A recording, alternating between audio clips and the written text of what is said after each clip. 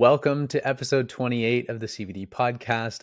I'm your host, Adam Beaumier, and I'm super excited to bring you this episode because it's a first for me. If you've listened to the Comfort via Discomfort podcast trailer at all, you would have heard that me and my wife, Shelby, are essentially going to let you in on what we call our coffee dates.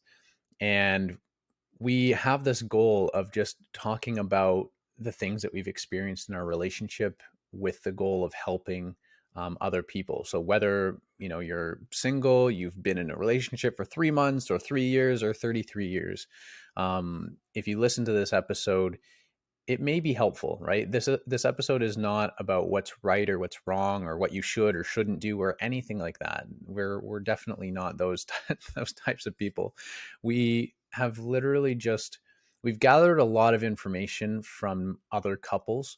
Again, whether they've been dating for 3 years, 33 years, or 303 years, we tried to gather as much information as we could from other couples when Shelby and I were dating, when we were engaged, and even still now that we're married. And we've also talked to people that have been married 3 times or have been divorced and now just live a single life. We've talked to a variety of people about what the most important things are when it comes to relationships.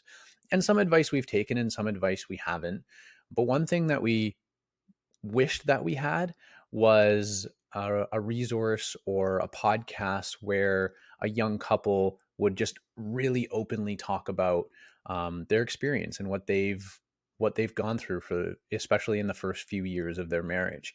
And when we didn't have that, we were kind of just like, why not us? Like, we have coffee dates every week. So just a little side note, every single Friday from 6 a.m. to noon, we have it blocked off in our calendars where that's a coffee date between me and my wife, Shelby.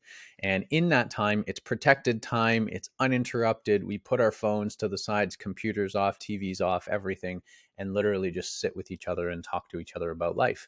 It's our time to check in with each other to see how we're doing mentally, physically, emotionally, spiritually, if there's anything on the other's mind that they want to talk about, if maybe I did something throughout the week that really kind of pissed her off or irked her the wrong way, and she's been processing it for a couple of days and she wants to bring it up. It's really just our time to talk about everything, past, present, future, our goals, our aspirations, and just time to check in with our best friend and with our partner, and to make sure that we're doing the best that we can to be the best person that we can, and also be the best partner. And so we've done this for the majority of our relationship. And we essentially thought, like, oh, why not just let the CBD listeners in on a couple of our coffee dates, right? And we'll have an open, honest, transparent conversation about our relationship, and maybe it'll help somebody else. Again, whether you're single, you've been dating somebody for 3 months or 3 years or 33 years, some of this information may be helpful. And if it's not, that's totally fine. Again, we're not here to tell you what's right or what's wrong or what you should or shouldn't do. We just want to share our relationship and hope that it helps somebody else along the way. So the episode that you're listening to right now, we actually recorded a year ago, just after our 1 year wedding anniversary. And it's about our first year of marriage. So it's about from April 3rd, 2021 to April 3rd, 2022. And we talk about living with roommates, and we basically live with another family. We live with one of my coworkers and his wife and their 2 kids. And so we talk about like the ups and downs of living in a 3-bedroom apartment with another family. We talk about some of the intimacy challenges that we faced in our first year of marriage, and sort of really why, like, where those came from, and how we sort of navigated it. And we talk about a number of other things as well. So I hope you enjoy the episode. Again, whether you're single or been dating or have been married for a long time or have been divorced, we really want to hear from you in terms of what you found most valuable. So I'm going to put our contact information in the description below. If you have any questions, comments, you want to talk about your experience, we'd absolutely love to hear from you. So please reach out. Like I said, this episode is reviewing the first year of our marriage, and the episode that I'm releasing next week is reviewing our second year of marriage. We just celebrated our 2-year wedding anniversary a week ago today. And we're basically just, like I said, letting you in on our little coffee date every single year, so that there's another example out there of an open, honest, transparent relationship. And again, hopefully you can learn something from it. And, if you're listening to this episode and you think of a friend or you think of a family member that might benefit from listening to this, just share it with them, right? Just hit that share button, send them the link, and say that you were thinking of them when you're listening to this episode. And like I said, please let us know what is most valuable, or if there's a specific topic that you want to know more about, definitely let us know. We are super open to giving you what you really want, what you really want to hear from us. So let us know in the comments. If you're on YouTube, leave us a review if you really enjoyed this episode, and send us a DM if you want to chat about anything or want us to go deeper into any topics. All right. I hope you enjoy this coffee date with me and the missus. 3, 2, 1. All right. So here we are again. Roma is up, so now you guys can actually see her. She's so cute. She's so cute. She won't be in my lap long, but she's here. Yeah.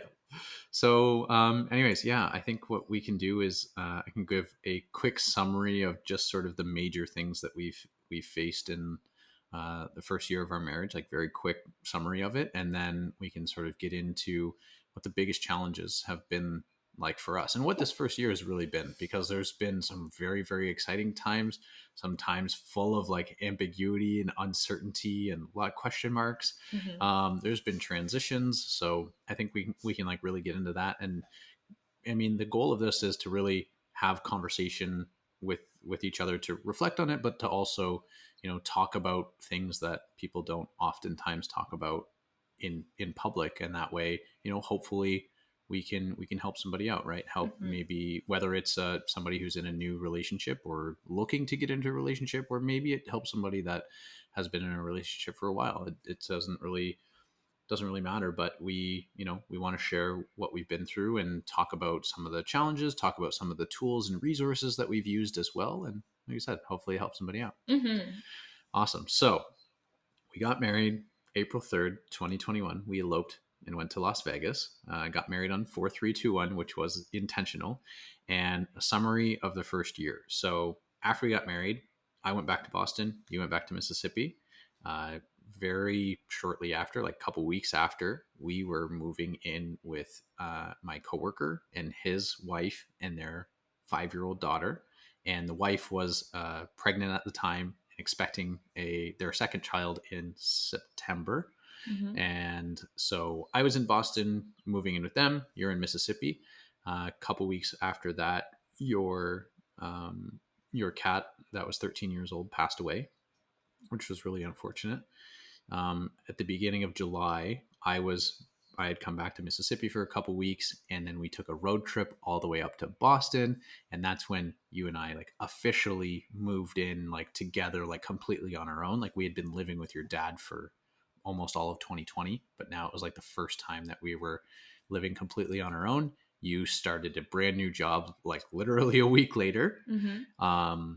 At that time, my US work authorization had expired, so I couldn't work, but I also couldn't leave the country, which was really a lot of fun.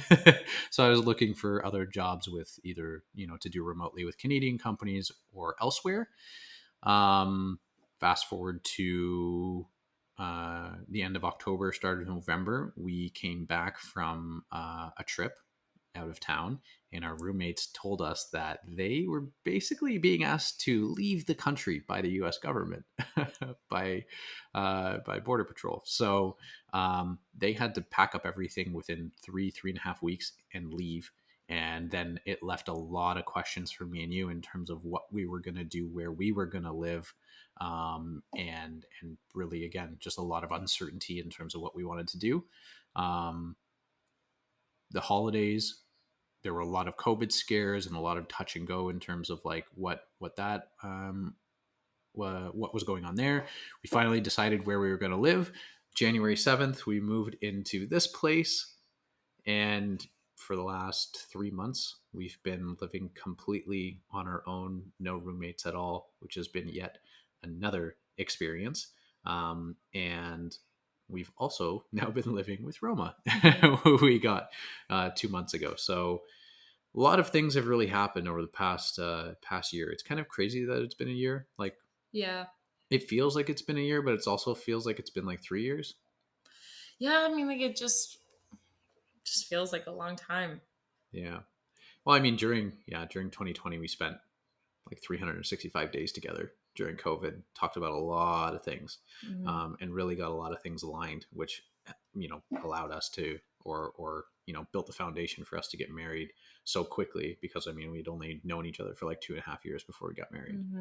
Mhm. So yeah, so let's get into some of the biggest challenges, like you know living with roommates and transitioning to completely living on our own. We've definitely had some challenges around intimacy throughout our first year of marriage, and we've also worked through some pretty not like intense communication challenges, but it's really been like the little things. It's just like Mhm. the little things of living together and dealing with the day to day and being around each other all the time. It's just like little things come up where there's just a new environment for us, and we've had to learn how to argue with each other and how to compromise with each other and how to communicate with each other to make sure we're working on the same team, Mhm. right? So why don't we start off with the roommate situation, like going from living in a 3 bedroom apartment to living on our own? Like, what were some of the challenges living with the roommates, and then we'll get into now living on our own. Yeah, I mean, I think the biggest thing with, you know, when we were newlyweds, like it was living with roommates is very different when you're in grad school, undergrad, maybe you're a young professional and, maybe you're seeing somebody, but it's not really serious or whatever. Like having roommates in those periods of time is very different when you're a newlywed because, you know, the traditional aspect of when you get married is that you get married and then you immediately start living on your own. And because we were just in Boston, we were not in a position to do that yet financially. So, in order for us to stay in the city, it pretty much was either live really far out or have roommates. And during COVID, like because COVID was like still really, really a thing, we were like, hey, we want to live on our like we want to, get a place in Boston, but because of COVID, like we want to have an apartment that has some of the amenities, some of the Yep. extra bells and whistles. That way, we have a gym that's in the building. We don't Mhm. have to, go to another place and rely on that place being open or not for fitness and stuff like that. Well, and So heaven forbid if we went into another huge lockdown like we did when it first happened, if we were stuck up here and another big lockdown happened and weren't in a building or a place where you could somewhat explore a little bit, like it would have been god awful. yeah, so we decided to, put a couple more bells and whistles at the apartment. And what that meant, obviously, was increased rent, which meant that like living with a roommate was obviously a great choice because it made it way more affordable. As even for us, it was less expensive to live with roommates than it would have been to get a 1 bedroom Correct. apartment, like significantly cheaper. Yep. And so that's why one of the big reasons why we decided to do it as well. Yep. But obviously with that it comes with, a lot of differences in the small things in an apartment when you have, roommates, for example, when you're, by yourself, you're individually with roommates, you kind of have your own space and then you have your common areas. And those things are still very similar. But instead of us having like a common area that was like split almost, it was kind of first come, first serve. Like whoever was in the kitchen first had the kitchen first. Whoever was home first in the afternoons and using the TV, they used the TV first. And if I was coming home late, but there was something I really wanted to watch on the TV, like I always had to make sure to communicate that. And so make sure that like if there were things that we really wanted to do in a common space, that it was communicated so that way we had the space to use it. Mhm. um, but I would say in terms of big challenges is just when you're newlywed and you're excited about being on your own but you're not really on your own. It's just that everyday thing of like someone else is walking into the kitchen with you while you're preparing breakfast and you have to get out of the way, or you have to like sidestep, and then you know it's like the division of things. So like your roommates bought all the utensils but you bought all of the cooking utensils, and they have all the pots and pans but you bought the plates and cups. And then if something breaks, who replaces it? If you have this, like it's like little nuances of your day-to-day living that become a challenge. Because when we're living on our own, for example, now, like when I go into the kitchen, if I want to leave things in the sink, I can leave things in the sink. Don't look at me like that. If I You mean or on the counter or on the stove or anywhere? When you cook, everything is everywhere. When I cook, You're I'm getting like off topic. I'm like cleaning up as we go. Okay. You're getting off Anyways, topic. back to you. But really is, and the way that you and I communicate is very different than how you would communicate with roommates. Yeah. Because you can't hold them to any expectation or understanding that they will talk to you the way that you and I talk with each other. Yeah. So like that's one of the bigger things. Yeah. One of the other big things is just space. Mm-hmm. When we were in that apartment with roommates, like they had 2 bedrooms and a bathroom, and it was kind of on one side of the house or one side of the apartment, and we had the master bedroom with the closet and bathroom. So like when we wanted private time or wanted our own space, like we were in the bedroom. The bedroom was also your office, and it was our storage room, and it was the bedroom, and then we had the closet, and then we had the bathroom. So like it felt very difficult to feel like we had space. Like we essentially felt like we were living in a studio, but like had the space somewhere to not be in a studio, but it really felt like we were coexisting in a studio. Yeah. And there was just people outside of our space at all times. Yeah. Which, needless to say, I mean, like our roommates had a child at the time and were pregnant with another. Like they needed as much space as they could utilize at one time. Well, because they're like the 2 bedrooms that they had were bedrooms with small closets. Then Correct. they had a bathroom that was close by, but again, not really a lot much place for storage or anything other than obviously just to use as a bathroom, right? Correct. And so they really needed the living room to have space to just exist, basically. Yep. And for their 5-year-old to play around. And when they eventually had the newborn, like they needed the space for the newborn to just be really. And sleep. And like, and if the newborn was sleeping in the bedroom, then like it was okay, leave the newborn in the bedroom, everybody else go do something in the living room space or in the kitchen, or like bring the 5-year-old outside or whatever that was. Yeah. And also my coworker, like before, to a certain extent, he, like, they didn't have room in their bedroom for like a desk like we did. Right. And so he had a small desk in the living room. And so we were, going back and forth between working from home and working in the office type of thing.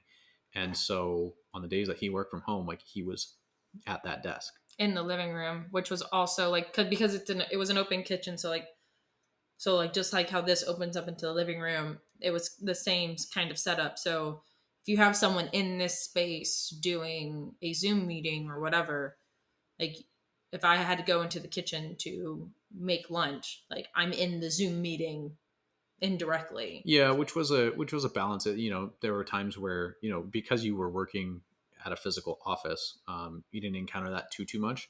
But like when I was home, for example, there were times where I was like in the background of a Zoom meeting, and I would go back and forth between being like, "Ooh, I should be really quiet," and like, and I'm like, or like, this is my apartment, like I need to eat, like I need to exist. Like if I make noise, like he can find another room to go, have his meeting, or he can use the library downstairs or something like that. But sometimes, especially once the newborn was there, the mom and the newborn would be out somewhere, and he would be in a Zoom meeting and watching the 5-year-old. So it's like, okay, now he can't really go Right. anywhere, right? Like he has to supervise the 5-year-old as well. So yeah, it was definitely a balance. And I know that, one of the things that you really struggled with was uh, being able to decompress like after work, Mm-hmm. because like growing up with your dad, it was just you and your dad, right? You guys could very much like be in the same house and like almost never talk to each other, Correct. because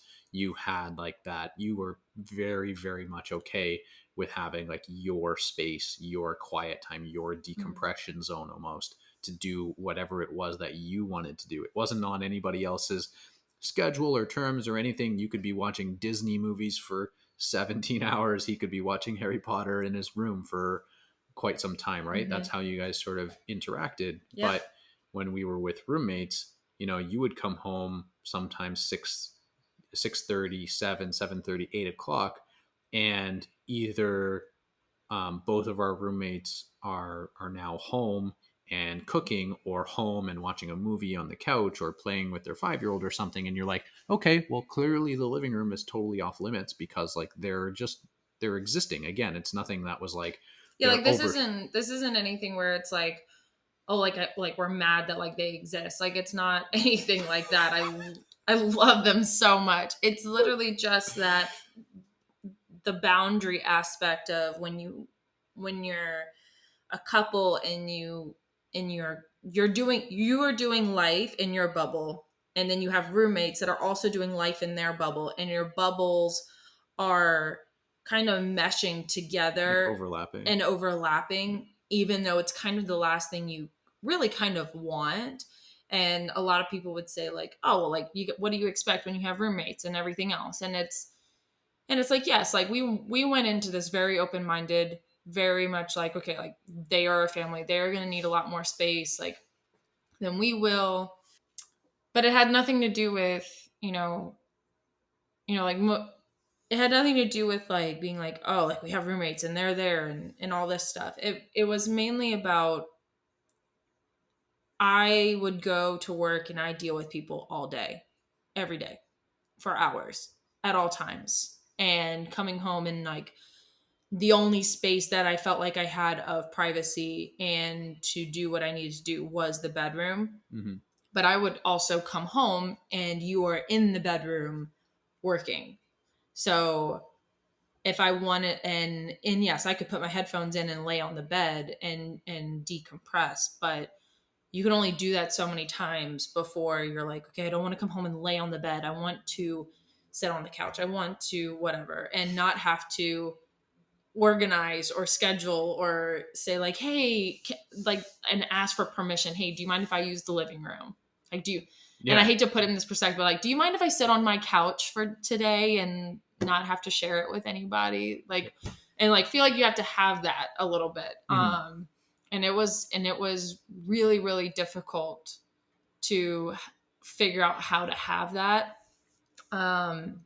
And I know that like looking back, it was like probably could have like tried some other methods to help decompress in those days and those times. It was just a very big transition. Mm-hmm. Well, yeah, a lot of times you'd come home and, like I said, like they would be either cooking or whatever, or watching TV, or one of them, like the dad was playing video games or something, and the 5-year-old's just playing. Right? She's not like, Just, again, like they're all great. They're all great people. They were great roommates, but it was just the fact that you would come home after a long day of work, and it's almost like, I okay, just want kitchen quiet kitchen and living room is off limits because things are just happening. And so now I have to go in the bedroom, and oh, because my and wait my husband, turn. right, and because my husband's working from home, like I can't be like loud or take my pants off and watch a movie, like, you know what I mean? I have to just do like one or two things, right? Or do what I did most days, which was just sit in the closet with the door shut. Right. And because that was what I'm, That yeah. was my place of solitude and sanctuary. Was, yeah, it was like, yeah, it was a way for you to kind of literally close the door off to the world, Yeah. and decompress a little bit. So that was definitely challenging. And now that we live in a place like a 1 bedroom with a den, like, I mean, now I actually have an office where there's a desk and I can have my little podcasting studio. Even though the setup is different for today, but Well, have that's my, because we both need to use it. yes, but have, a completely separate space for work and sleep, Mm-hmm. right? Our bedroom, like you said, used to be everything. It used to be work, it used to be sleep, it used to be sex, it Storage, used to be storage, it used to be all things. stretching room. Stretching room, yeah, exactly.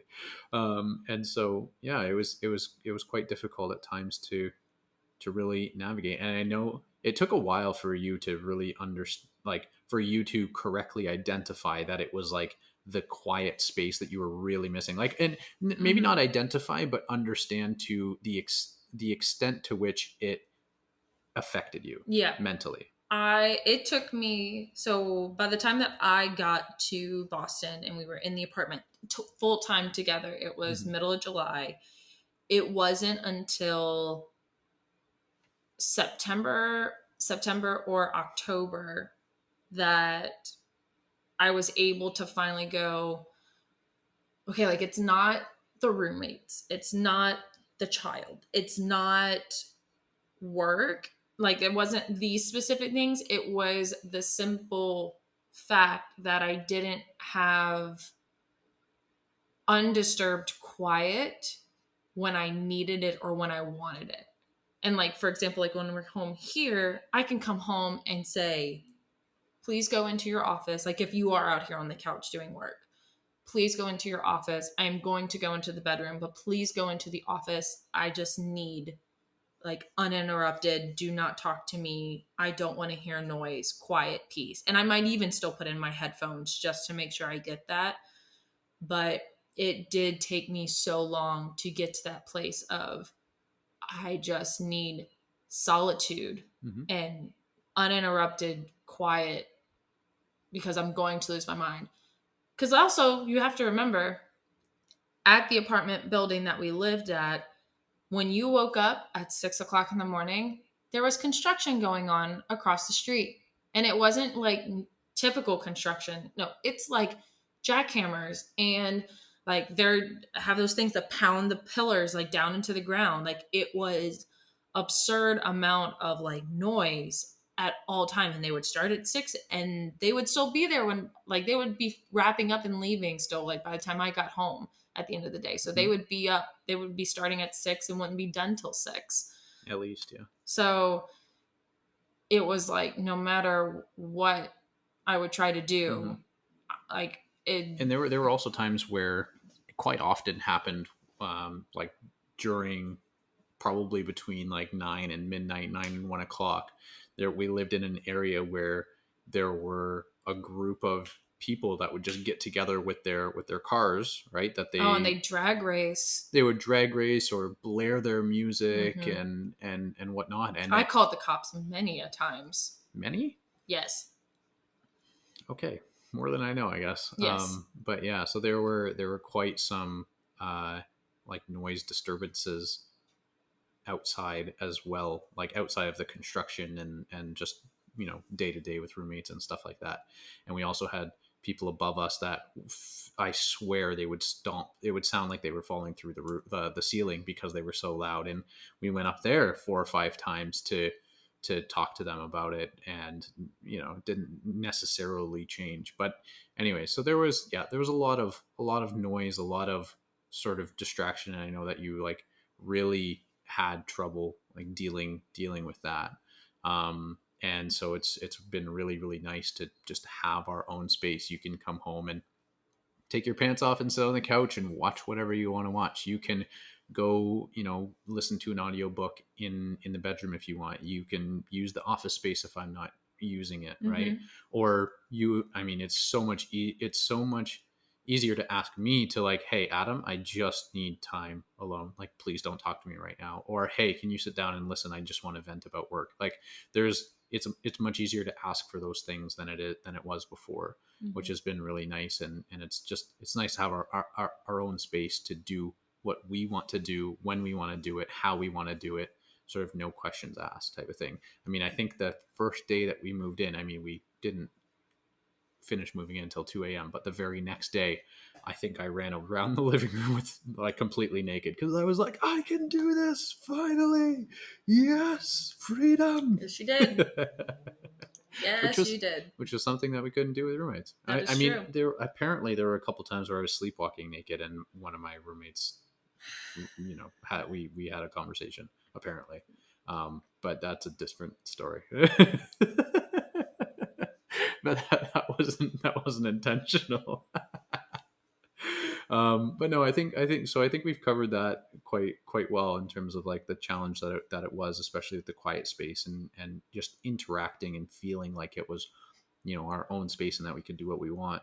Um, Another one of the challenges that I mentioned was the challenges with the intimacy that we've had, and I feel like that came from a couple different things. And I mean, obviously, fill in the gaps as we go. But I mean, like, uh, you were still going through, like, in 2020, New Year's Eve 2020, like, we shaved our heads completely, Yes. bald, completely Yes. bald, both of us for the very first time.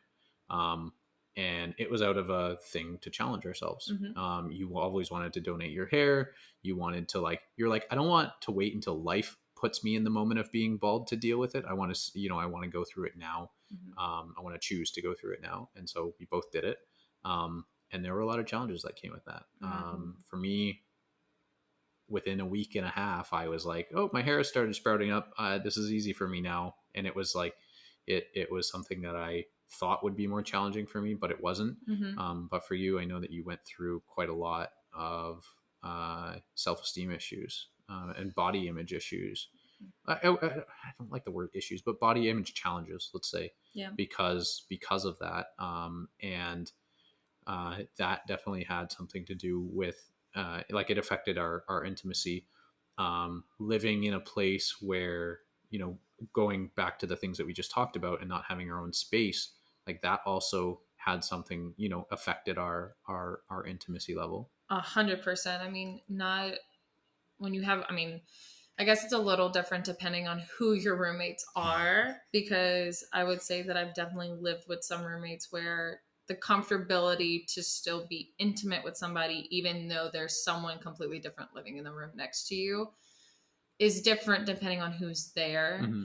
But when it's a completely another couple that is across the hallway from you, and there's a 5-year-old in the house that is not yours, like, it's not your child, to feel like you could be intimate and to have your intimate time in whichever way you want to. And, like, I'm just going to go ahead and say it. You feel like you have to be quiet the whole time. Mm-hmm. And while sometimes it's fine and sometimes you can make it into something to make it enjoyable, you don't want to do that every single time. So when you got into those moments and you just don't want to do that, it just takes so much of it away. Right. And you can almost kind of lose the drive to even want to engage in it, because you're like, what's the point? I'm going to have to do this. I'm going to have to muffle this. I won't be able to do this. Like, all of it just kind of eventually built up. Yeah. And when we talk about intimacy, I want to be clear, like, we're not talking just about the act of having sex. Correct. Like, it may have sort of started there because of living with roommates and whatnot. And so and I mean, because, like, this was your first time of having, like, a full-time, like, 9 to 5, like, professional job. Correct. As well. So there were, factors that were going into it. And it may have started with, okay, the frequency of sex itself is not as frequent as before. Mm-hmm. But then it started sort of going into other areas where we were just not intimate in terms of, like, I mean, so going back, kind of jumping ahead, or a side note a little bit, to the love languages. Like, we read the book, The 5 Love Languages, and I think it's my second love language that is physical touch. Mm-hmm. Right. So that's, like, one of my strongest love languages. And it's not physical touch as, again, just sex. It's a lot of other things, right? Cuddling and just holding hands and being close with each other and whatnot. And Adam likes PDA. I love PDA. I love cuddles. Absolutely. I can't deny that. I also enjoy it too. I'm not as Like if you're a level 8, I'm like a level 5, Yeah, level yeah, 6. yeah, Whereas I have quite a few friends, and if she's ever listening to this, she knows who she is. Her level of PDA is like a 2. okay, yeah, Even though her and her significant other have been together for a very long time, I'm like, there are things that she will never do with her significant other that you and I, like, we will always hold hands when we go to the grocery store. Even if it's Walmart, we're going to hold hands. Like, it's just something that you and I are always going to do. And there are other people that are like, holding hands in Walmart, ew. yeah. So getting back to the intimacy intimacy Sorry. thing. No, it's okay. So like I said, it may have started with like less frequent sex because of the situation, but then it started getting into, you know, us not even like making out, for example. And it wasn't like it was like 3 months before we made out again, but there were times where, you know, I didn't feel like I was attractive to you, like that Mm-hmm. you, sorry, that you, did I say that right? That Yes. you were attracted to me, that you found me attractive. You said it right the first Okay, time. I did. Okay, good. Because when that had turned off for you, like when you, because you said you had sort of been like, oh, what's the point? Like, I got to do this, this, and this. So, like, right. So, once the less frequent sex happened, it started to be like, you know, little things like, oh, like I don't even remember the last time like she, you know, maybe said that I was really good looking or sexy, or, you know, like really like passionately like made out with me. And so some of those like little things was what really sort of made it difficult for me, because I was like, what's going on, like, you know what I mean? And Mm-hmm. so it took us a while to sort of like really work through that and dissect it and understand like what was really going on. But I think, like I said, there were multiple factors Yeah. that were going into it. Yeah, I mean, like the biggest, one of the biggest things is that, like, in a lot of my previous relationships, um intimacy was like, there's different levels of it, like you said, or like you said before, like there's, like, I'm talking as if you're not here. So like you said before, there's different levels of intimacy, and in my relationships prior, the the most intense and form of intimacy with sex was kind of the only thing that was ever really highlighted most of the time. And I eventually figured out and understood that I really used sex and intense forms of intimacy to maintain relationships, Like to which, keep people around, basically. correct. Yeah. And when you're with someone that loves and respects you in all the appropriate ways and is there to be with you and not just be with you in bed, all of a sudden, like, there was like this wall that like kind of dropped, and it was, I no longer felt like I had to have sex with you to keep you around, and which is something that I definitely felt in a lot of previous other relationships. And because that wall was gone and I felt so secure with our relationship, it was almost hard to get back to wanting to have sex so regularly. And it was trying to figure out why. Hmm. And then there was a couple other factors of some previous traumas in past years that I had gone through that were also leading up to it. And all of us, and I mean, like, when you talk about really going through the layers, like, I was, and I hate to say that it was all on me, but there was a lot of it that was geared around my comfortability, my security, my will and drive to be intimate, and understanding like where it was all coming from and why. I had to do a lot of peeling back of layers and digging deep and asking the questions. It was very difficult, and it wasn't until I started to figure out those answers and able to communicate them with you that we were able to kind of just start working on them piece by piece. You know, Hmm. I can remember the last conversation that we had, which was, I remember looking at you and sitting with you and just being like, I just want to focus on doing the level 1 intimate things with you. I don't want to focus on, let's have sex twice a week, let's make sure we hold hands and do this and do this and do this. It was a conversation of, let's just focus on the little intimate things. And it wasn't until we kind of did that that things really kind of started to take a better turn. And I mean, we recently had that conversation when we moved here. Um, but again, like it still took so much for us to get to that point of like, okay, where do we start?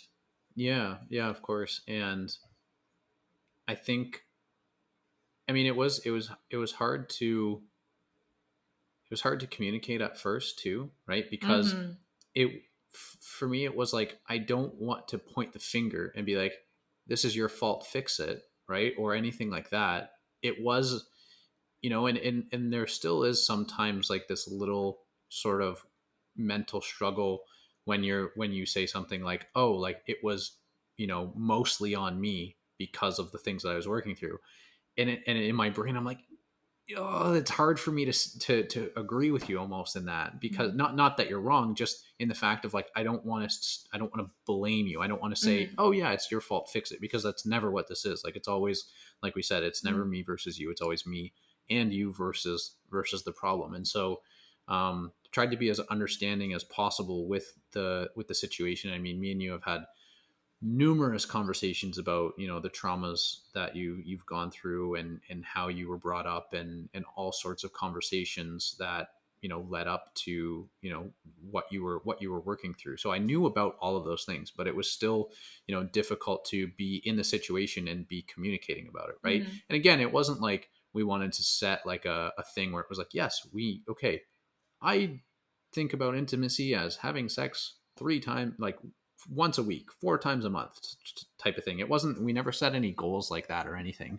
But when we were really, had started the conversation about the challenges around it, around intimacy, what was also difficult was that, I mean, you were working through things right on your Mm-hmm. own time when I, couldn't see or hear you. Of course, you were working on things on your own. On my side, sometimes it was almost like a waiting game, and I was like, okay, I don't know what's kind of happening. Like I feel like this is like, I know that you had some things to work on it as an individual, and I, at times was like, okay, how can I help?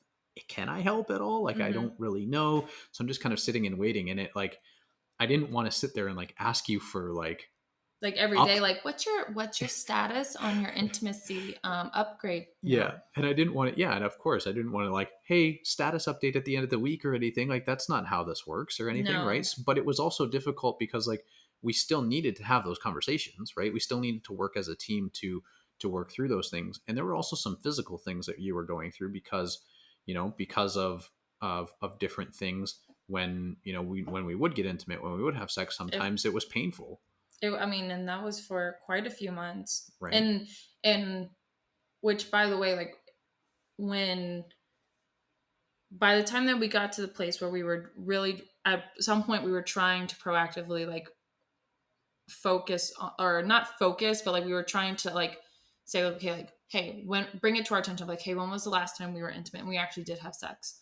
And it was like, okay, it's been a couple weeks. And then that would be on my mind. And then so like over the next like couple of days, I would wait until there was a moment we'd try and I would try to engage. And then I mean, like we would start and then it was like sheer like pain, like, and I hate to give details, but like felt like Velcro. Like it felt Mm. very painful to Hmm. have sex. And I was talking with doctors, I was talking with family members, like because I'm a firm believer in that, like don't ever just listen to just to one person because it's just one opinion, one counsel. Um, and I'm not shy when it comes to talking about certain things like that. And I'm like, I just want to know what's going on. Like, why is it that when we were first together, this was never an issue. This was never a problem. Hmm. I never had this type of pain. Maybe every once in a while it happens, but never really had it to this depth. And now all of a sudden it was like every time, every single time we were having sex, it was painful.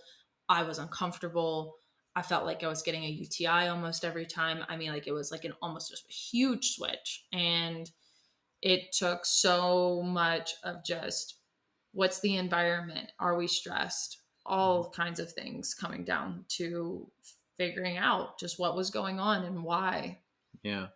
Yeah, I mean, yeah, there was a lot going on there, Mm-hmm. and I'll kind of ask you a question. I think, I mean, it's been a while since we've sort of talked about this specifically. I guess like it's been a little bit, but the question I have for you was like, looking back at specifically, when we were living with roommates and we were really going sort of through these intimacy challenges, like the main bulk of it. What was I able to like be a great husband in terms of like trying to help you through that, and was there anything that I could have done differently Mm-hmm. to be more helpful, or to um yeah, or to be more helpful along the way? Um, so I don't really think there's just anything that could have been done differently or things that I would have wanted to be done differently. Um, we communicated, we talked about all the things. Um, you kept a very open mind. You were very good at not blaming me or putting any of the fault on me. And it's hard as a woman. It's hard to, especially when you know it's you. And it Hmm. really was. It was me. Like you weren't having any pain. You weren't having any issues. Like proactively engaging in intimacy. Like I was the one having the issues. I was the one having the challenges with it, and I was the one having a lot of pain. And it was not knowing why because I'd never had it before. So, um, you were very good at not making me feel bad about it. Even though I did every single time. You were very good at not making me feel like it was my fault or like it was an issue or like I was going to be the reason why our marriage won't last or anything, any of those feelings. Cause I definitely had the thoughts and I was definitely like, how is he? It's the first year. How is he ever going to stay with me? Like most people have these issues, or at least you hear about couples having these issues when they're like 20 years down the road, 15 years down the road, after they've had kids, or like all the kids have left the nest, and then there's intimacy issues or whatever. And here we are, newlyweds, and I'm, and it was like, what the heck, man? Yeah, yeah. So I would say no. Like there is nothing I would have changed. You communicated with me. You were patient, which was the biggest thing. And I mean, intimacy issues aren't something that gets fixed overnight, Mm-mm. and they aren't something that like you don't have a status tracker on it. It's not like a school project or anything. Like you one day you might be able to have sex and be intimate and cuddly and it's great and everything feels really really good, and then all of a sudden the next week it could all just like flip upside down, Yeah. and it's painful, it hurts. I don't want to be touched. Like, I mean, a lot of emotions and a lot of things adding into it. And you have been and were so patient with me through all of it. And the biggest thing is that you've never forced it. And I always asked you to communicate with me if you were like, Shelby, I need sex now. Like I need to have sex. I always asked you to communicate that with me. And you never really got to the point of saying like I need it, but you definitely got to the point where you were like I need intimacy. Yes. Yeah. I need kissing and cuddling. I need that Hmm. because sex is great, but if all those little small things are there, it can still fill up the love tank and not without having just the sex. Well, yeah, because it was it was a difficult thing on both sides, right? Like it was difficult because on your side you're like, because I'm going through all of this, and because I you know am not feeling the same sort of sex drive as I used to and stuff. You described to me that it almost turned off the other things in your body. You're like, okay, well, now I don't have, I'm not going to do this because we have roommates and because I have to do this and this. So like intimacy is almost off the table for me, right? And so your brain almost sort of filtered that stuff out, Yep. right? And that included the making out, or like the grabbing and stuff like that, especially because especially because there was a time where you were like, anytime I make out with him, he wants sex. or you had put that thought in your own head as well. Like there were times where that. Well, there was a lot of previous relationships where I mean, it was almost every time. Like, if you're making out really passionately, it was like, if it wasn't right then and there, it was going to be that night. It was going to be Right. when you got home. It was going to be after you got home from the club. Like, that was what was going to happen. That's true. Yeah. Yeah. And, That's a good point. and I mean, when you're like that for, let's just go ahead and say that all started when I was 16 years old. I mean, when it's Yeah. like that for 8 to 10 years, if not longer for some relationships, like, and then all of a sudden it's like a switch when it's not, when it doesn't have to be, all of a sudden it's like, oh, how do I change my mindset that when you and I are making out, that doesn't automatically mean that we go to the bedroom? I Right. mean, that's hard. Yeah. Yeah. Of course. And I mean, That's, in no words of my English teacher, that's difficult. Sorry. That's okay. But yeah, no, it is, of course. And yeah, no, for sure, bud. Yeah, not for sure, bud.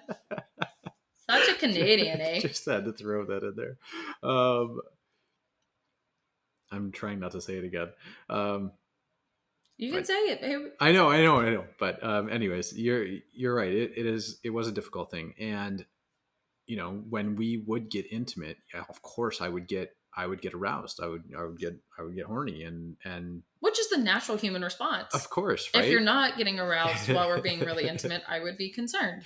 Right. So like, of course that happens, and then the natural next thought is like, oh, okay, the next step is sex, sort of thing. And so your brain kind of turned that stuff off almost. Where for me, I'm like, Shelb, I know that we're having challenges with sex specifically. Like that's not what I don't need that. Like I know that you're going through physical things and it hurts you, and you're having these mental battles to try and even get to that point, let alone get through it. Like that's not what I'm talking about when I'm, you know, saying that my physical love tank is empty. What I'm saying is like I'm missing the, you know, you pulling, like just pulling me by the hand and, you know, giving me like a really intimate hug, or making out with me, or calling me sexy, or even smacking me in the ass, whatever it is. Like I'm missing those things, because like those are the things to me that signal that like you find me attractive and you want me. And Mm-hmm. even though like sex is off the table right now because of other reasons, like,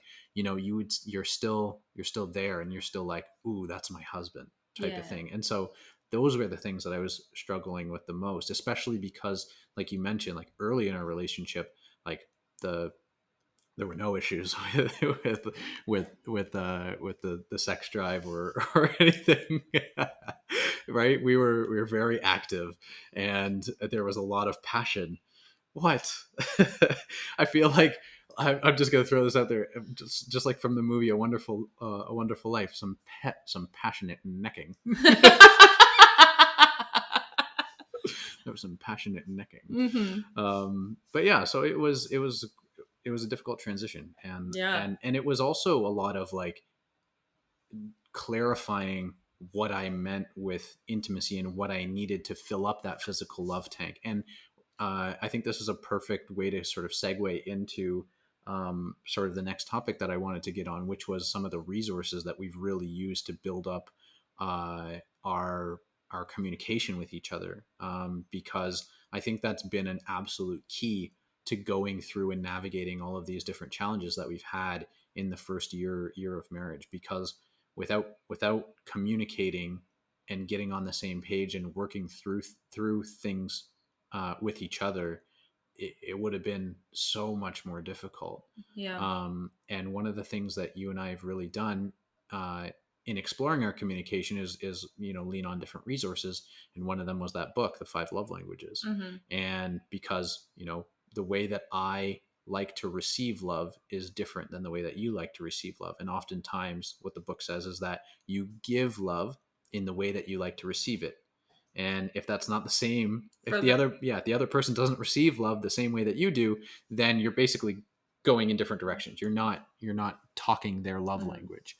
And so working through that book really helped. And I think, you know, during those intimacy challenges, it really helped to say, Shelby, my physical love tank is low because of these things. Like I'm missing these things, for example. Mm-hmm. And we've used that multiple times, not just for the physical touch, but our top love language is quality time. For both of us. For both of us, yes, is quality time. We love to spend quality time together and to just be very present no matter what we're doing.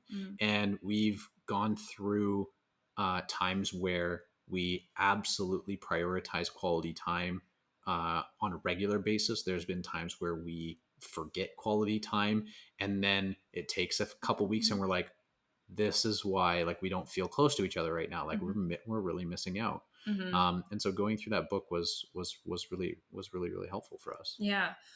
I was about to say, I mean, like, I've had a couple of thoughts, like, since you've said that. I mean, one, yes, like, really going through that book and, like, understanding, like, how we both give and receive love. Big, huge things in a relationship. And, like, even my dad was like, oh my God, that's so corny. But guess what? He took my book and he supposedly he read it. We'll see if he actually did. But I mean, like, he was even like, oh, let me see what that's all about. Like, and yes, it is a corny thing. It is corny to go really, really in depth about, like, love and communication and all of that stuff. You can call it corny, you can call it intelligent, whatever you want at this point. I call it important. I also call it important. But it was a necessity for us. I was going to say, I don't even think it's important. I think it's essential. It was essential. And, to go back in the, like, when we first really decided that we were going to start having a relationship together that was bigger than being just friends, to give everyone some context, like, we both realized we had feelings for each other, and we were like, okay, we need to talk about this, because we were really, really, we were best friends and we were great friends. And there was such a trust and confidence there that we were both very concerned about losing. We literally had a business meeting at a bar after doing a tiramisu date. Did you say a business meeting? Yes, we had a business meeting. We had a business meeting at a bar after we did a tiramisu date, because we went and we were trying out a bunch of different tiramisus in Northeast. In the North End. North End in Boston. And we finally had too much tiramisu, and we were like, okay, we need something savory. So we both grabbed a drink and just grabbed a snack at this bar. And we sat there and talked for probably an hour or two. No, it was like 3 hours, because there was a Patriots game on, and I'm a true. huge Pats fan, and there was a Pats game on, and I hardly looked at it. Yep. Because we spent 3 hours talking about so much. And one of the biggest things that we laid out was, okay, if we really like each other, if we are really going to do a relationship, what's the drive to do the relationship? Why do we want to do the relationship? If we're going to do a relationship, what's important? Like, what are your non-negotiables? Those things. And for both of us, non-negotiables was transparency, communication, and understanding. Like, those were big, big key points. And it was something that we had to work on throughout our whole relationship. And which leads me to one of the tools that you got me for my birthday that we still use. Well, we haven't used it in a while, but we used it for a very long time, for like the first 2 years, or first year into 2 years, is a intimacy deck, which had 6 categories of, like, what I would say questions. They're prompts, yeah. Yeah, prompts. And they were in 6 different categories. And we would pull them at random times, or when we would have coffee dates, or when we would do certain things, or when we'd have long drives together. And they were just questions that would prompt us to really think, to really engage, to maybe, and sometimes maybe we had to change the question up a little bit and really just kind of, like, figure each other out and listen and understand the other person. That was one of the big tools when we were first getting started, of, like, figuring out, who we are as people and what our past has been like, and understanding that your past is your past and my past is my past. And that doesn't mean that there should be any jealousy or there should be any, like, negativity towards each other's past. It was before the other person was even thought of that all of that stuff happened. But it was all these things that were decisions that were made, like, really early on. And that little intimacy deck really, really did some great work for us in that first year before we got married. And um, I'm excited to see, like, in maybe like another year or so, like what that intimacy deck will hold for us in Yeah. terms of like really diving into some other questions and things that like maybe we haven't explored yet. Mhm. Um, Yeah, that's a great point. That deck was awesome. It mhm, was a really good gift. I think I got it for a couple other friends who are couples as well, mhm. just because it asks you questions that wouldn't necessarily like think of on an everyday basis type Yep. of thing, right? And so it just forces you to be open and honest and transparent with your partner. I shouldn't say forces, but it gives you the opportunity to be open, honest, and transparent and to learn something new about your partner, Mhm. something that you wouldn't have known otherwise. Correct. And so, yeah, a lot of different prompts in there. I think there's 150 prompts altogether. It's Mhm. from the company that's called the Best Self Company. They're super affordable, actually. I think the deck was only like $25. Yep. But that's been a great tool that we've used over and over and over again, and we should get back to using that more often. I think so. I think we so. we need to, yeah, we haven't revisited it in a while. Um, do you mind moving back just a little bit? Oh, Your head, there you go. I'm just like really in the screen. Yeah. But no, that's a great tool that you mentioned. And I think another thing that you mentioned as well is the coffee dates. And I mean, like this episode or this series is going to be called Coffee Dates, maybe. Oh, Who that would knows? be cute. That would be really cute. But it started when I was moving back to Boston to when we were going to do long distance, actually, right? Yep. Because what we had said was like, No, no, no, no. when did it start? This started when you were in Boston and I was in San Francisco. Long distance. Yeah, but you weren't moving. Okay. This was before we even decided to start dating. Gotcha. Yeah, yeah, yeah. That's right. That's right. We decided to do coffee dates before all of that. Yeah. Where and I don't think we had labeled them as coffee dates yet, but we had literally scheduled time in the calendar where it was like FaceTime with Shelby, FaceTime with Adam, and we would block off like a couple hours on a Sunday or on a Saturday evening or whichever one would work, because we had to because of the time difference. That's right. Yeah. I was in Boston. You were in San Francisco. There was a 3 hour time difference. And it was like, if we don't schedule this, It's then it's not going to not going to happen. happen. Yeah. And then once we started dating, I remember so I got the inspiration from a friend of mine. She's actually a psychology professor at St. Clair College in my hometown. And she said that her and her husband have been doing this for years and years, where they have a coffee date every single week and it's non-negotiable. It's we're doing a coffee date and we're using this 3-4 hours, however long you want to make it. If you want to put a time limit on, you can, even though we don't really like to. I hate putting a time limit on it. And it's a very personal thing. When I'm scheduling time to be with people or to talk with people, I hate having a time limit. I understand that sometimes there's something else coming up, so it's automatically putting something there. Mhm. But to put a time limit on quality time, which is what coffee dates are for me, quality time, Mhm. I do not like it. Yeah. So we started scheduling a coffee date every Sunday, and especially in 2020 when we were living with your dad, we did this all the Mm-hmm. time, and it actually became more important when we were doing it long distance. Yes. But what we would do is every Sunday we'd wake up whenever, so usually 7:30, and we'd make coffee and we'd go sit on the porch and we would have uh, basically like almost unlimited time with each other to just check in with each other and to have a real conversation about what has been going on the past week. Mm-hmm. Not that, and I want to make sure that this is clear.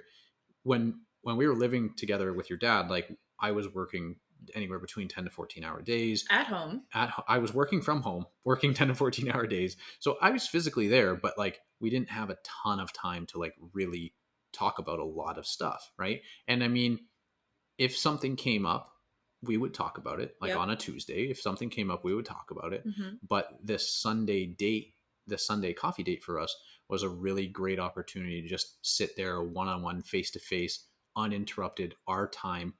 How are you doing? Yep. And to really get down into the nitty gritty. And hey, if there's any like, you know, big issues or something or something that's been bothering you over the past 3 days or so, like this is your opportunity to like really bring it up so we can talk about it and Mm-hmm. work through it, and talk about our goals and our aspirations and what kind of life that we want to build and all types of stuff. And it was really, really helpful to set aside that space for us to have those types of conversations. And when I did come back to Boston and lived with my coworker and stuff like that, it became more important because, again, when you're doing long distance, you don't see the person, like you don't know their day to day. You don't see me working the 10 to 14 hour Yep. days like you did when I was working from home. And so it's a lot more difficult to like keep your finger on the pulse, so to speak, right? And so it became more important during that. And we've carried that over into our marriage, because we love that time together. We Mm-hmm. really, really do. Over the past 3 or 4 months, we've been a little inconsistent with it. Yeah, as I um, was about to say, it's not even so much inconsistency. There's been other moments where, like, for example, on a Friday afternoon, maybe that's my day off, and sometimes I work on Sundays, but I don't start till 12. So we would still maybe have a coffee date or have that time in the morning, but but it it's was not, capped. but it's capped. So on that Friday, we would talk. And then all of a sudden, on Sunday, maybe we wouldn't have like designated coffee date. And then after so long, after that rolls over, it would keep rolling over. And eventually it would get to this point where I'm just like, we haven't had a coffee date. And you're going, what do you mean? Like on last Friday, we talked for like 3 hours on the couch. And it's like, and I'm sitting there going, but that wasn't our scheduled time. That's not the time that we were supposed to talk. Like that was impromptu. I have to get things out right now kind of thing. So it took a couple months for us to like really kind of get back on the same page where no, like having the schedule, having that time designated Mhm. is important. Yeah, and I mean in 2020, and for most of 2021, we were able to do it every Sunday. Like it Yes. was easy for us and straightforward for us to do it every Sunday, to have that space, have that time. But since you've been working full time and you work weekends, like sometimes those coffee dates, like sometimes when you're working at 12 o'clock on a Sunday, like when you start at 12, sometimes we have the coffee dates early in the morning and the time that we have is enough, but other times it's not. Mm-hmm. So we kind of have to play with that a little bit. And now it's got to the point where it's like, okay, Shelby, give me your work schedule and I'll write it down on the calendar and we will pick the days of the week that we do our coffee date. Mm-hmm. We really try to make it on the weekend just because it's easier. Because I'm still working from home and I'm doing a lot of stuff during the week. Yeah. But it doesn't always happen that way.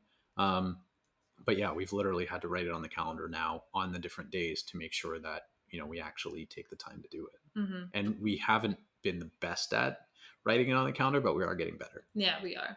Yeah, yeah. So another really, really great tool that we've used.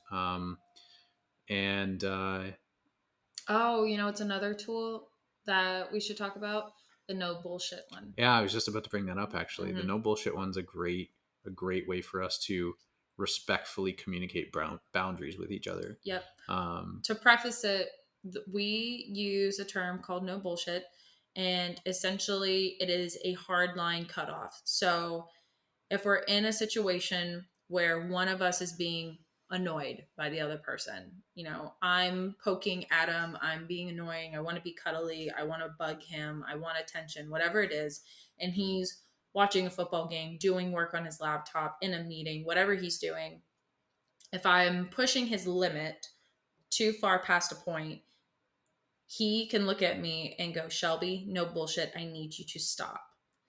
The moment he says that, I have two choices. I can either stop and respect his boundary, or I can continue on. We implemented this early on when mhm. we moved to Mississippi, the year before we got married, and it has been a lifesaver. I It think Yeah. it really has. It's something that we don't use it every day. Mm-mm. It is not an everyday tool. It is not something you use when you're just aggravated or whatever. This is something where like we use it to keep ourselves from engaging in arguments and fights because we don't enjoy fighting. We are the couple that, like, you will not catch us yelling and screaming at each other Mhm. out of anger or frustration. We don't do that. We don't like it. We've both have been in previous relationships where it's been like that, and we both agree that it's something that we don't want to have and don't want to Yeah, experience. we want to handle those issues and challenges and arguments in a what we would think of as a more respectful, more kind of like more calm kind of a way. Correct. So it is essentially a way for us to do that and to just set the line and to set the boundary and to say, if you go past this, like, you are officially disrespecting my boundary and my space.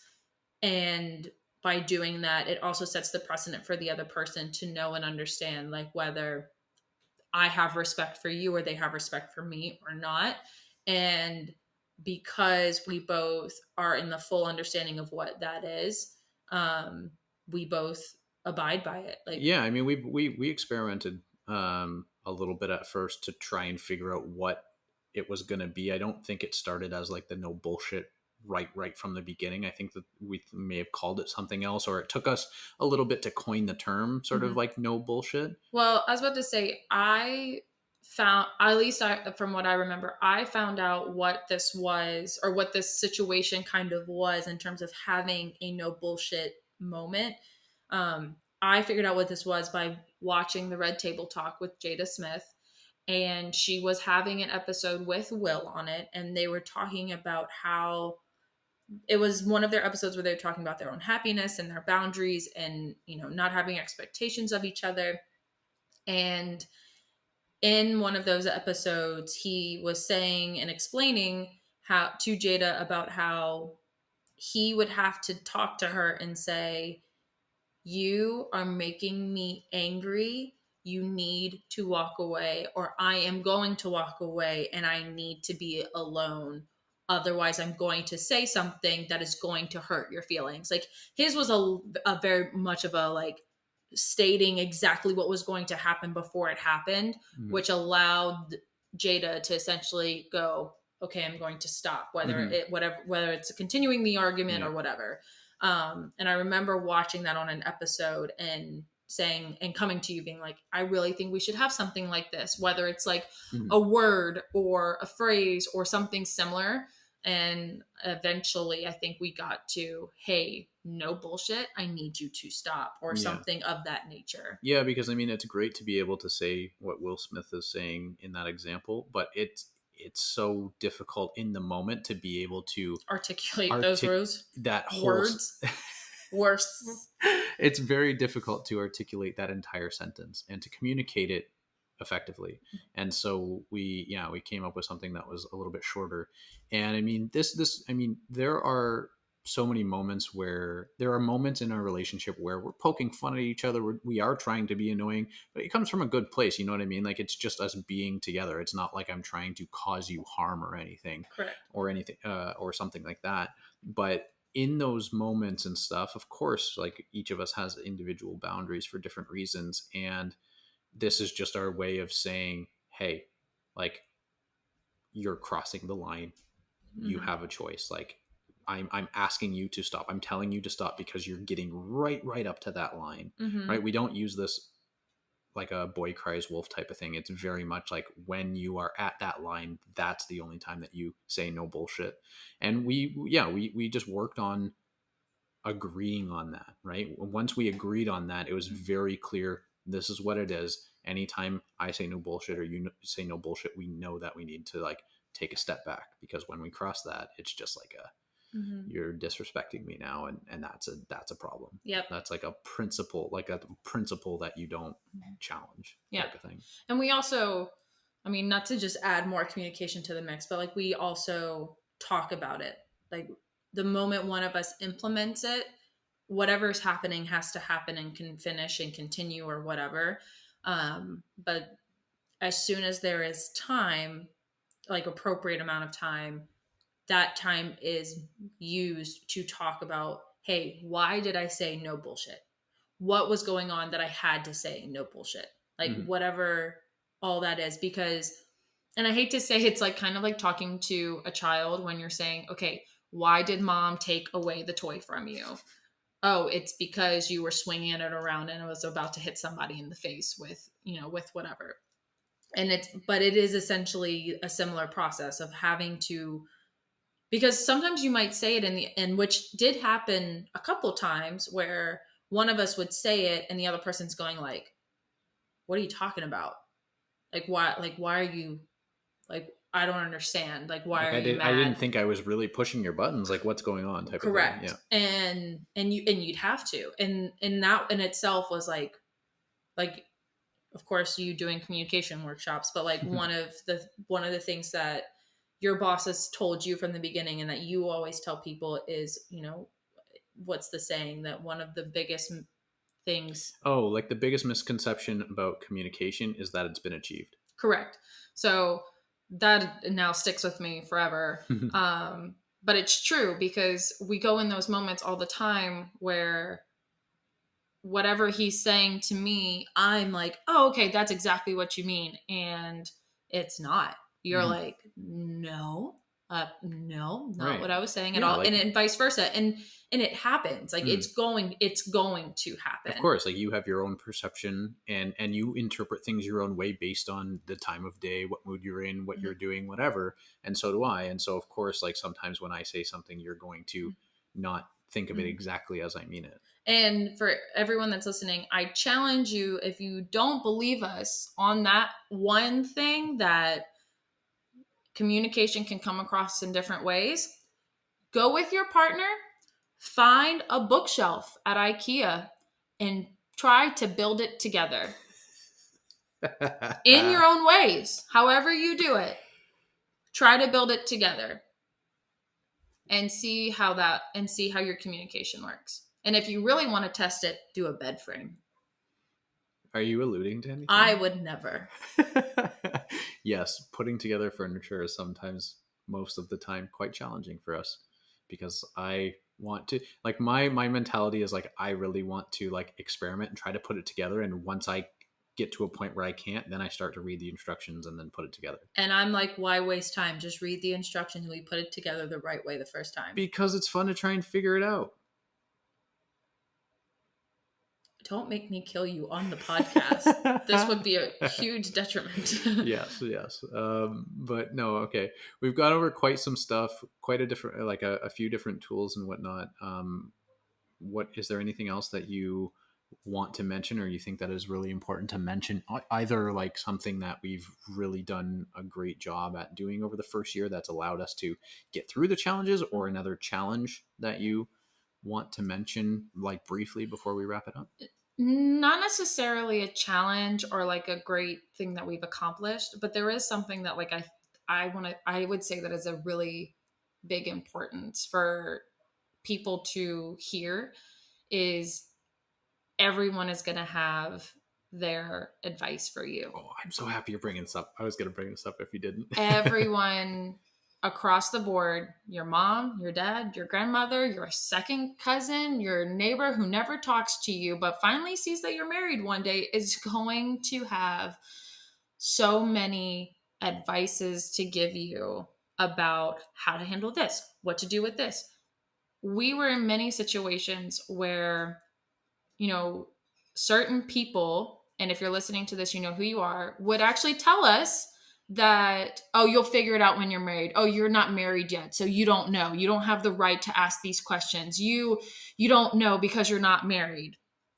And we would sit there and we would just be like, no, like this isn't how it should be. It shouldn't be that you have to wait until you're married to figure all of this stuff or out, to or to know that it's a problem, or to know that it might be an issue, or to even ask the or questions. to even ask the questions. Yeah. We are so past that. We are like, no, like we're not sitting here trying to figure out the blueprint before we get there and say, oh, we've got all the answers before the hardships get there. That is not in any capacity what we're doing. But, and Gary Vee would probably back us up on this. Shout out to Gary Vee. But like, what if you have the knowledge of something that this is how something works really well. And a lot of people complain that it doesn't work if you do it this way, and this way, but you know that it works great this way. Why wouldn't you share that with as many people as you can to help other people not go through the same struggle that so many other people go through? Because they hear the same thing. Oh, you'll figure it out when you're married. Mhm. Oh, just wait till you're married.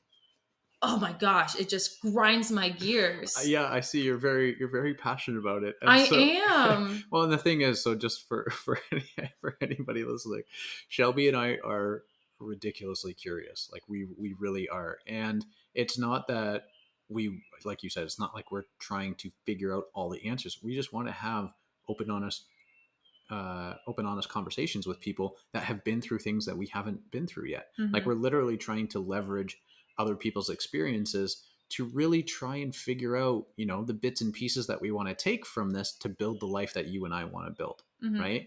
And like you said, everybody's going to give you advice. And to build on top of your point is, you know, for any couple out there, or person that's looking to get into a relationship or anything, Or even if you've been in a relationship for a long time. Yeah. have your funnel. Yeah. Have your sieve, have your funnel, like have a way to filter through that advice. And, you know, you're sitting there, let's say you're sitting there at somebody's birthday party, family member's birthday party. Like Shelby said, everybody's going to have their advice on what you should or shouldn't do, or what's important in a marriage. Right. And you'll sit there and nod your head. Sometimes you'll ask questions to like really understand what they're trying to say. But then afterwards, I think it's been really important for me and you to have our own private conversation. Hey, like, what did you think about what this person said? Or what do you think about how this couple handled that situation? I really want to have a conversation about that. And you and I would sit there and almost not dissect it, but we'd really like sort of break it down and try to understand where, you know, our perspectives were on that, so that we could have some constructive dialogue together and get on the same page, or maybe not. Sometimes it wasn't, sometimes we didn't, but most of the time it was trying to figure out, you know, what parts of their advice we really liked and what parts we didn't, and what parts where we were like, ooh, that would be really great to incorporate, or we're totally going to ignore that. Like that person, I'm sorry, but like that advice made no sense for our relationship. For us, it didn't make any sense. Do you mind if I give an example? Sure. Yeah, of course. One example that sticks out to me. To preface this, my father loves loves us to death, and is literally there just to help as much as possible. And I can remember before we got married, you know, every once in a while dad would hear us in our conversations and how we would talk and share things. And my dad and I were in a vehicle one day, and he was just, and my dad and I are very transparent And very close. Very, very close. And I remember him looking at me going, Shelby, you know, you don't have to tell Adam everything. You don't have to share everything all the time with him. Like, you don't have to. Just like, there's things sometimes he doesn't need to know that you felt this way today. He doesn't have to know that blah, blah, blah, blah, blah. And that conversation went on a little bit more, but I sat on that for the day. And then I can remember when maybe I waited till our coffee date or something, but I remember when I brought it to you and I was like, so just so you know, this is what dad said to me. What do you think? And we had a conversation about it. And we literally sat there and said, hold on. The first thing that you and I agreed on was 100% transparency. And whatever form that meant, it just meant transparency, that we did not hide anything from each other, except surprises for birthdays and certain things, but like, which is still kind of hard, but we just don't lie to each other and we don't hide anything. Like, if I'm mad, I'm going to say that I'm mad. If I want time alone, I'm going to say I want time alone. If you're like, shall we piss off? Like, it just, we're going to be as transparent as possible, including talking about past relationships, talking about future relationships with other people, like just talking about all the things. And we really kind of sat there and was like really diving into that one. And we said, you know what? we know where my dad is coming from. My Mm-hmm. dad was in a few different marriages in life and has been through a few different divorces. And, he definitely has this coming from his own type of experience going, you don't always have to share Mm-hmm. because sometimes it's not necessary. And to an extent, I think he's right. I think there is a certain truth to that. But in this moment in life and at that moment in life where we were, it didn't apply to us because you and I are still learning so much of our communication and how to read each other. We have to be transparent, and we have to be transparent. Doesn't mean every couple has to be. It Mm-hmm. just means you and I are still learning so much about each other, and I Mm-hmm. hope to still continue to learn Mm-hmm. about each other until the day we die. Mm-hmm. But I can't have any assumptions that or understand what I'm feeling, how I'm feeling, why I'm feeling a certain way just because I give you a look and sigh at Mm-hmm. the end of the couch. Like I have to be able to share with you, I had a really bad day at work and this and this and this led to this, and this is why I'm mad and I want an entire tub of ice cream to myself and I don't want you to touch me and I just want my Disney Plus. Like we have to be able to do that. Mm-hmm. Yeah, and a quick note. So first of all, it's a great example, and I like you said, nothing against your dad or Oh God, no. or his advice or anything. It's just like that didn't necessarily work for us, right? The only thing I want to say about that is transparency doesn't always need to happen like right that second. And what I mean by that is you and I operate the same way in that oftentimes when things pop up, like we have certain thoughts or something's bothering us, we're like, I'm going to sit with this for a little bit and really think through it on my own. Like I want to understand this first before I talk about it, Mhm. because if I just blurt something out and haven't worked through anything, then like it's just going to be kind of a weird conversation almost, right? So transparency in that sense, when it sometimes it does take us a couple days to talk about something, but we're not hiding it, we're processing, right? We're trying to work through it ourselves and process it, and then eventually share it once we have sort of understood it ourselves, or not. Like we don't always understand everything, but we like to oftentimes sit with it for a couple days. So there's a difference between processing something and hiding something, Correct. right? And so I just want to make that distinction because it's not always right in that very moment that we are sharing everything that's happening. Yeah, it's just having, like you and I are pretty intuitive of each other where we don't know what's wrong, but we know something's up. Hmm? And we've just have learned to say key things like, I'm not mad at you. I am frustrated. I'm not ready to talk about it, but it's not directed at you. Or even if it is, it would be something we would say something like, hey, look, I'm not in a headspace to talk about it right now. Just give me a little bit. I need to just take a second. And yeah, and saying those things can be very difficult when you're experiencing those emotions and like those thought processes, but that sentence is so powerful because it allows the other person to be like, okay, like I know that something's wrong, and she'll talk to me about it, or he'll talk to me about it when he's ready. Correct. And that way it really sets that sort of um, not boundary, but sort of expectation, I guess, Mm-hmm. maybe a little bit with each other. And so, through this whole piece of, filtering advice and stuff like that, I think, one thing that it really boils down to is the quote that we shared earlier, where it's never me versus you. It's always me. It's never me versus you. It's always me and you versus the problem. Right. And so you have to figure out like together what you want to build with this life and what pieces of advice you want to accept and which pieces you want to reject, and how you want to take these different this different information and use it to build the relationship that you've always dreamed of. So Mm-hmm. that's one of the things that I absolutely have loved about you from the beginning, to be honest, because back 2019 when we were like said that we had feelings for each other and talked for 3 hours at the bar, like that was a big thing. I was like, if I'm doing a long term relation, if I'm doing a relationship, I want it to be long term, and it has to be with somebody who has the openness and the flexibility to build whatever life we want to build. And Mm-hmm. that's something that you live every single day, and I absolutely love that about you. I try. Yes, And yes I you love do. you. And I love it about you too. I can say that at first, when I first met you and first knew about you, I was like, man, who is this guy? Like, the hell's he all about?